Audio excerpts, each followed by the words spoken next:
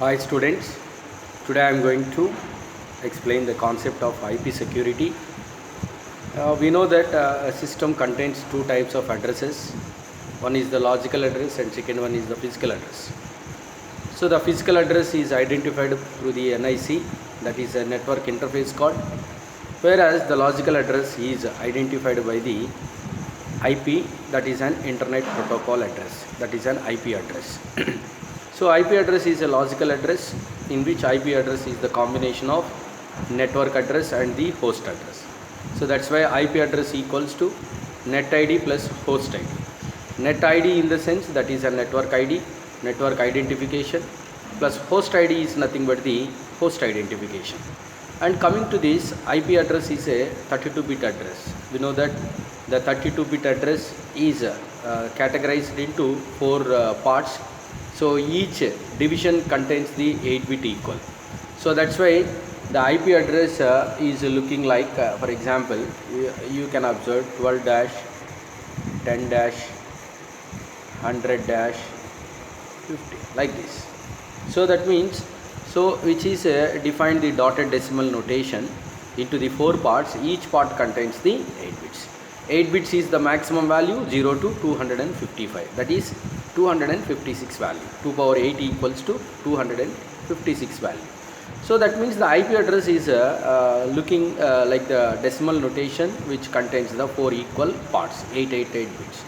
So IP address is the logical address. And coming to the security of this IP.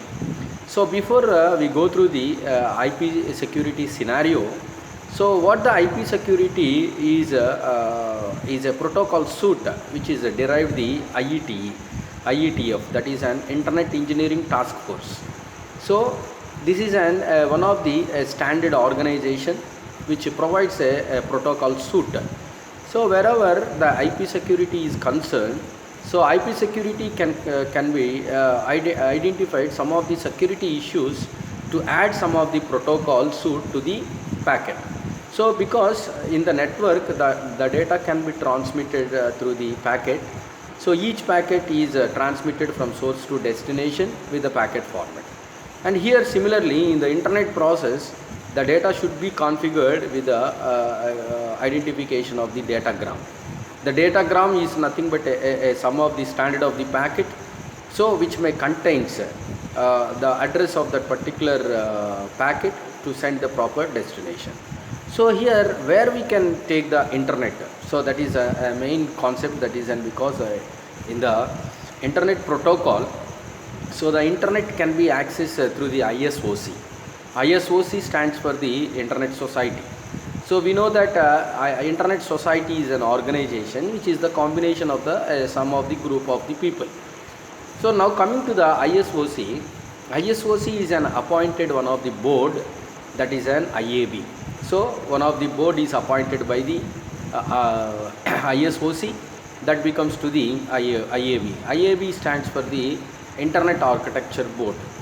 So what the Internet Architecture Board is nothing but the IAB is the technical advisor of the Internet Society. So it is the technical advisor of the Internet Society. So that means whatever the technical standards are verified through the IAB, so the ISOC is taken the confirmation. So whatever the report is given by the IAB, based on that report only the ISOC should follow the whether the organization maintain the internet standards or not, or any standards. They can be estimated through the report of the IAB. So finally the IAB can decide the main factor of the technical issues, so which are taken by the organization, which are handled by the organization. So that means finally the IAB can be decided whether this organization having this type of standard, so we are recommended the internet provision. So that means based on that only the protocol suite can be taken. So that's why the IP address should be taken like this. So because each and every address should specify one of the identification of the system. So that's why here either the data or in the form of the packet or in the form of the datagram, so which can send to the destination with the help of this particular IP address. Now we go through that what is a main concept of the IP. So IP security provides the capability of secure communication across a LAN, so the local area network. So it provides the capability to secure communication, because here you can identify the IP can be secured. How it can be secured? Now we are going to discuss how it can be secured. So before that, what the IP security, it provides the capability to secure communication across the LAN. Similarly, across private and public wide area networks also, and across the internet. So that means here four types of applications are defined by the IP security. So because once the IP security can handled by the organization, how they can maintain the IP security issues? So in which area that IP security is implemented? So what are the main applications of this particular IP security? So we will focus on that, and later we will discuss how it can provide the IP security. So coming to the first application of this particular IP security is secure branch office connectivity over the internet.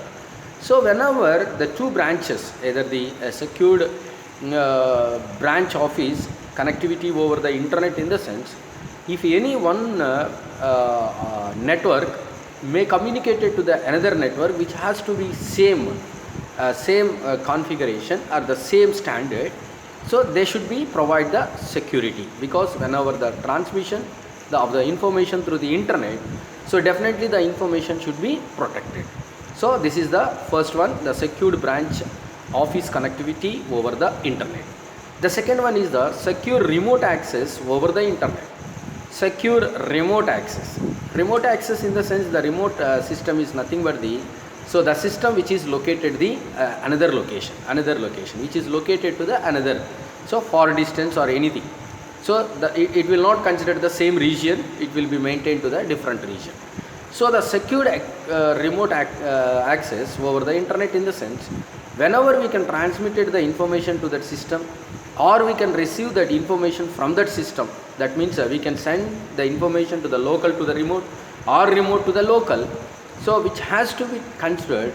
So the information should be secured, because the information should be transmitted through this particular internet process. So that's why we also secure the remote access system, so which has to be maintained the internet process. And third one is the establishing extranet and intranet connectivity with the partners. So actually we can observe this particular thing. So whenever we can use the extranet and intranet process other than the internet, so definitely we can secure that, because how we can provide the security for that extranet and internet is nothing but that is with the help of the IP security only, because of the IP security can be used to secure communication with other organization, ensure authentication and confidentiality, and providing a key exchange mechanism. So here we can observe the three concepts when we can consider the IP security in the establishing of the extranet and the intranet. The first one, it provides because the organization should be established the connection. After that they can provide the communication between the organization. The three concepts are here the possibility. So one is the confidentiality, and second one is the authentication, and third one is the key management. So the key management, in the sense, how the key can be distributed securely both organization. This is the very important. Later we will discuss this particular concept. And also here the two more points are there, because IP can provide the three functions. So IP security can provide the confidentiality, IP security can be provided the authentication, IP security can be provided the integrity. So integrity in the sense, that is an one of the security service. So only authorized person can modify the messages. Later we will discuss at the time of the architecture of the IP security. Now coming to the third application of the IP security is, so establishing the extranet and intranet connectivity with the partners, because of if both can exchange the message through the internet, so the confidentiality is provided, authentication is provided, and the key management can be provided. So these three are provided through the IP security only. And the fourth application of the IP security is enhancing electronic commerce security. Now nowadays without that is an e-commerce.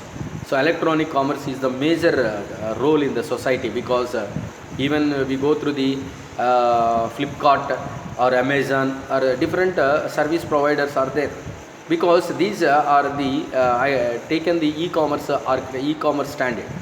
So we can purchase the item, we can identify the item from anywhere in the world.